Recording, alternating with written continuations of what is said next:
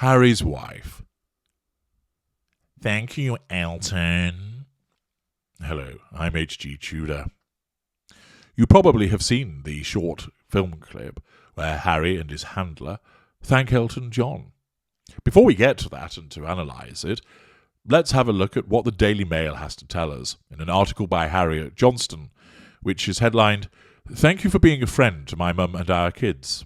Prince Harry and Harry's wife share personal message with Sir Elton John ahead of his farewell concert. Prince Harry and Harry's wife shared a personal message with Sir Elton John ahead of his farewell concert, another one, at the Dodgers Stadium last night.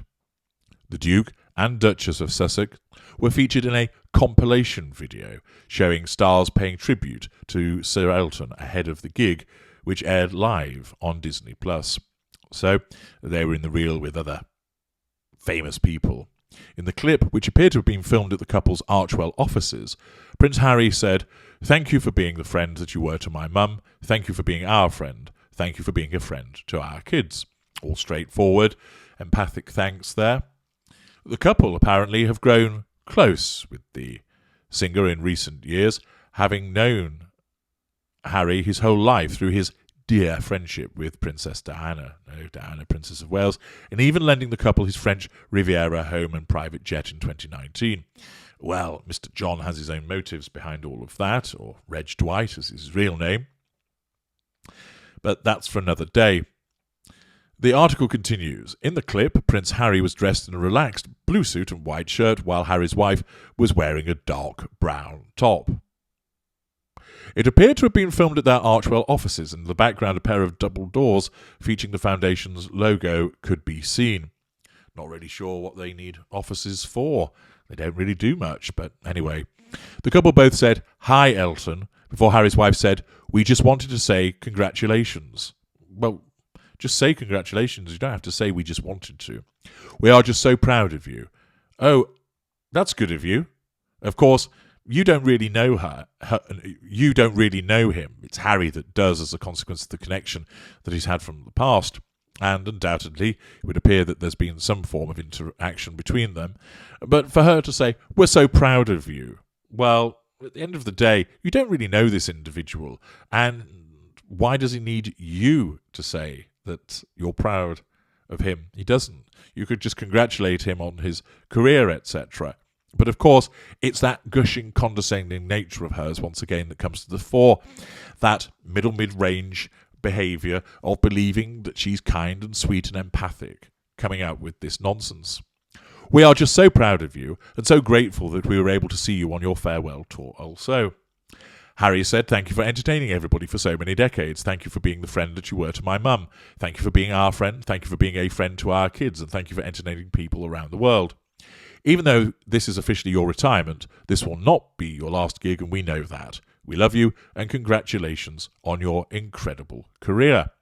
So it's Harry that does most of the talking here, and it's interesting, of course, that this is being done amongst the rumours that swirl that the two of them aren't together.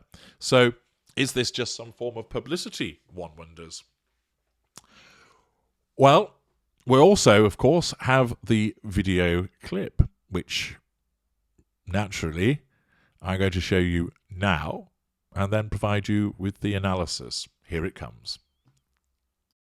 Hi, Elton. Hi, Elton. We just wanted to say congratulations. Congratulations. And that we are just so proud of you. We're so grateful that we were able to see you on your farewell tour also. And thank you for entertaining everybody for so many decades. Thank you for being the friend that you were for my mum. Thank you for being our friend. Thank you for being friends to our kids. And thank you for entertaining people right around the world. Even though this is officially your retirement, this will not be your last gig, we know that. But we love you and congratulations on an incredible career. They have the gruesome twosome both saying hello, and notice on the screen titles are being used, of course. And we have Harry's wife keep looking at Harry the whole time as if to say, now it's your turn to speak, now you need to say something. Keep looking at him. You can see occasionally the blank look returns, and then the nodding again, giving the approval of what he's saying. demonstrating that he's under control and that I agree with this message. It's almost as if her hand is up his back, controlling him as they're stood there together. And the occasional smile that comes from her, and then the placing of the head, of course, that you saw on his shoulder. Now, throughout all of this, you can see that when Harry's talking, she's repeatedly looking at him because she's needing to assert control over him. The facade is straining a little because, remember, when Harry's talking, he's praising Elton John. He's not giving Harry's wife any attention when he's doing this. And therefore, that's a problem for her because it has to be about her. And the fact that he's praising somebody else and the fact that he's talking about somebody else is such that it wounds her. Now, the facade must make sure that it remains intact because it wouldn't look a particularly good video if she shoved Harry out of the way and started talking all of the time, and therefore she would be the one talking to Elton John. Whilst part of her narcissism would be tempted to do that, to make it all about her, the facade operates to ensure that she, in effect, behaves herself.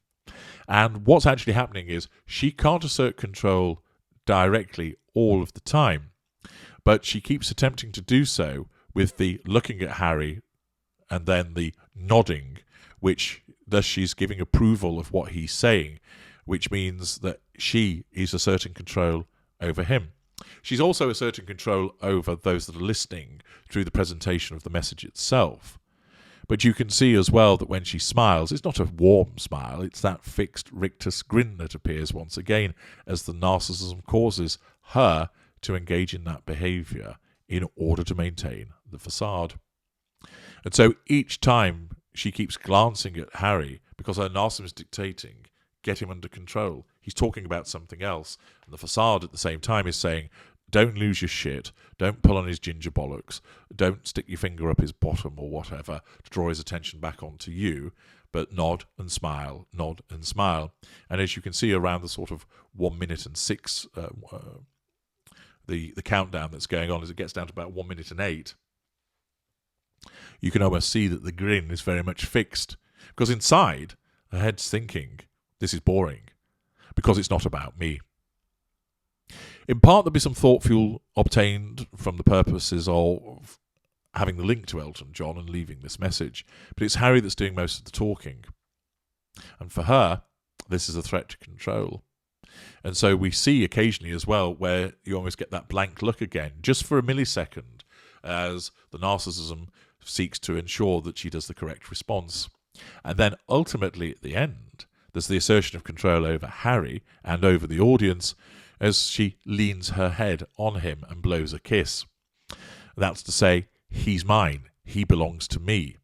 And also, I'm lovely and kind, I'm blowing a kiss to you, Elton, and also to the audience. It's facade management and the direct assertion of control over Prince Harry as the intimate partner primary source, and also the assertion of control directly over Elton John, the recipient of the message, and also the audience as well. Now, this, of course, is interesting as against the suggestion that they are no longer together, and this is possibly all for appearance's sake. Make of that what you will. But this little clip demonstrates the continuing need of her narcissism to bring him under control, and if you watch her carefully, you can see the repeated glances at him and the fixing of the mouth, because the narcissism is forcing her to smile to maintain that facade, but she's not really feeling it because she has no emotional empathy, and in actual fact she's hating the fact that people are talking about Elton John and not her. And then ultimately there is the ridiculous sugary spectacle of her sticking her head on his shoulder, which is basically her laying claim to him and saying, he's mine, he belongs to me, and don't you forget it. So an interesting little snippet there, demonstrating the various facets of her control over Prince Harry, Elton John, and the audience. I'm H.G. Tudor. Thank you for watching.